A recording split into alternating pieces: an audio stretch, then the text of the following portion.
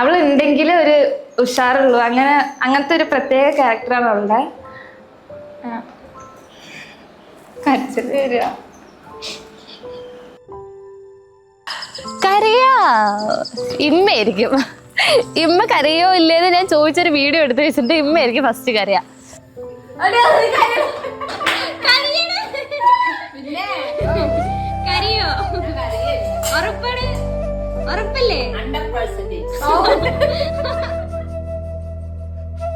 കരയില്ലാന്നൊക്കെ പറയാം, പക്ഷെ ഇമ്മ ഇന്ന് തന്നെ കരച്ചിൽ തുടങ്ങിയിട്ടുണ്ട്. കരയും.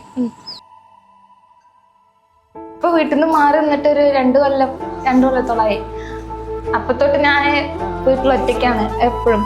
അപ്പൊ ഇടയ്ക്കൊക്കെ അടി കൂടാണെങ്കിൽ അവളുണ്ടാവണമെന്ന് എനിക്ക് തോന്നും. അപ്പൊ അവള് ശരിക്കും പോയാ എനിക്കറിയില്ല.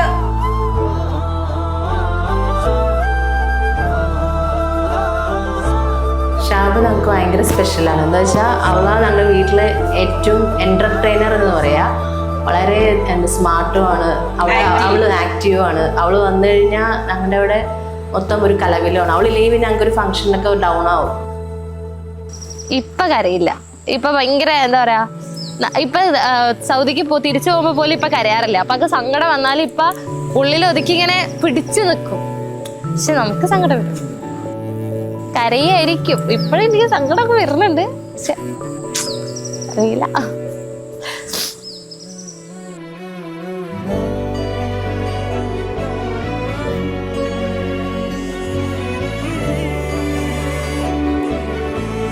എല്ലാരെയും വെച്ച് വ്യത്യസ്തമായ ഒരു കുട്ടിയാണ് അവള്.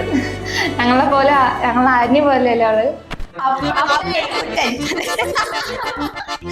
ഈ ഹരിഹർ നഗറിലെ അപ്പുകുട്ടൻ പോയ ഇതാണ് അവളിങ്ങനെ വരും. അങ്ങനെ അവളുടെ ക്യാരക്ടർ അങ്ങനെയാണ്, ഒരു അപ്പുകുട്ടൻ ക്യാരക്ടറാണ്. വേറെ കുറച്ച് പരിപാടികളുണ്ടാവും. ആർക്കെങ്കിലും താല്പര്യമുള്ളവർ ഉടൻ തന്നെ ഇവിടെ വന്ന് കമ്മിറ്റിയുമായി ബന്ധപ്പെട്ട് ലിസ്റ്റ് കൊടുക്കേണ്ടതാണ്. കാര്യം പേര് വിളിക്കുള്ളൂ.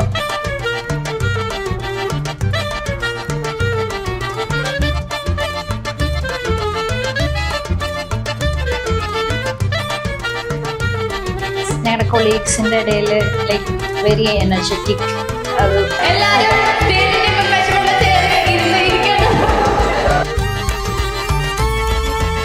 അവരുടെ ക്യാരക്ടർ എന്ന് വെച്ചാൽ ഭയങ്കര ചൈൽഡിഷ് ബിഹേവിയർ.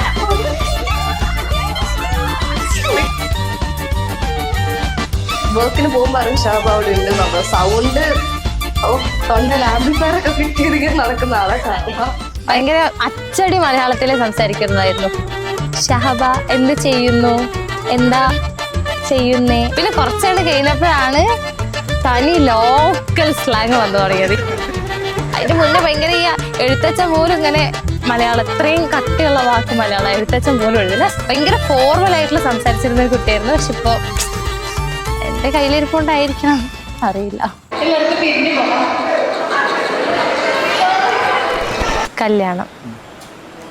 കല്യാണത്തിന്റെ പ്ലാനോ?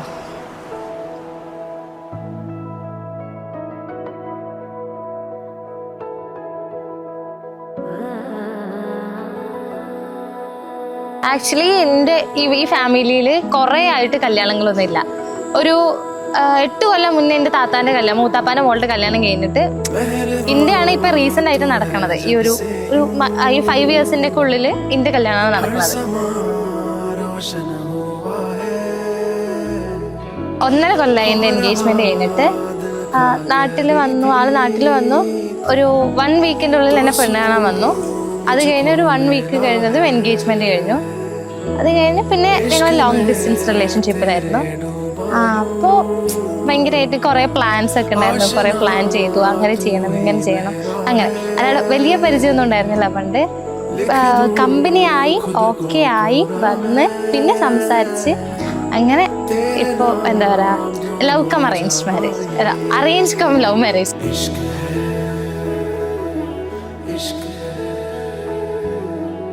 അങ്ങനെ ഭയങ്കര എല്ലാവരും ഭയങ്കര എക്സൈറ്റഡ് ആണ്. കല്യാണം ഒന്ന് കഴിഞ്ഞ് കിട്ടണം. ഞാൻ അങ്ങനെ ഒരു ഫേസിലാണ് ഇപ്പോൾ. ആ ഒരു ഫേസിൻ്റെ എൻ്റെ ലൈഫിൽ അങ്ങനെ ഒരു ഫേസിൽ കൂടെ കടന്നു പോകണമെങ്കിൽ എല്ലാവരും ഭയങ്കര എക്സൈറ്റഡ് ആണ്.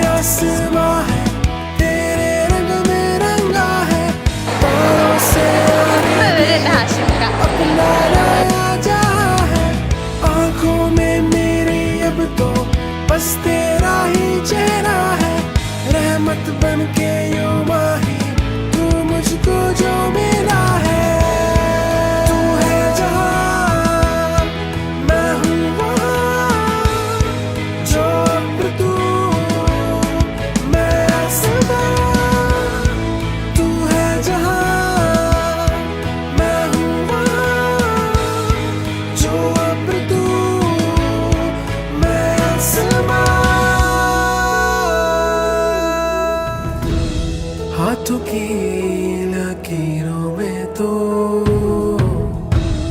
नाम एक तेरा लिखा है, संग तेरे चल के ओ माही हर कदम आसान हुआ है, मन्नतें सब सच हुई है, सब्र की ये दास्तां है, जाहिरी अब हर खुशी है, इश्क जो तुझसे हुआ है, इश्क है, इश्क है, इश्क है, इश्क है। दिल में हुई है कुछ आहटें, सुन रहा हूँ मैं अब हर दफे, तेरे ही संग रहना है, तारों का जो अपना जहां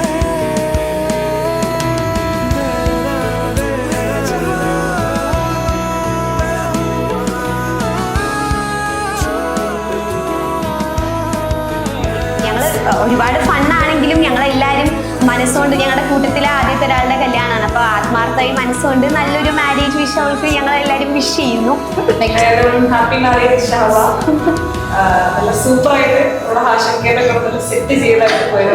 അതെ, അമ്മൂരെ ബുദ്ധിമുട്ടിക്ക് നല്ല രീതിക്ക് കൊണ്ടുനടക്കാൻ പാവമാണ്. നിങ്ങൾ പൊന്നു പോലെ നോക്കത്തുള്ളതായിരുന്നു നമുക്ക് ഷുവറാണ്. ആ രീതിക്ക് മുന്നോട്ട് പോകാം. Happy marriage. എല്ലാവിധ ആശംസകളും സ്നേഹം